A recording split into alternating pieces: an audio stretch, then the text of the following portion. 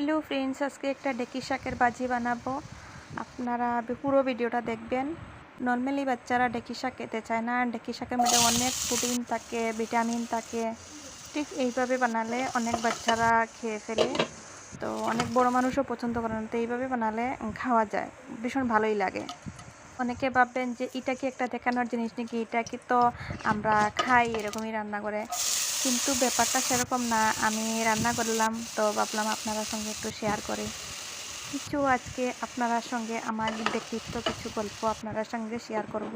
আমার শ্বশুরবাড়ির লোকে বলে আমি নাকি রান্না করলে এটা রোগীর পথ্য হয়ে যায়।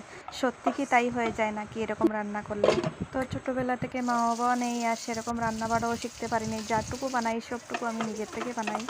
তো আমার রান্নাটা একটু শেয়ার করলাম। ভালো লাগলে লাইক কমেন্ট করবেন। আর একটা কথা বলবো, ঠিক এরকম রান্না করলে কি সত্যি রোগীর পথ্য হয়ে যায়? ঠিক আমার জানা নেই, আপনার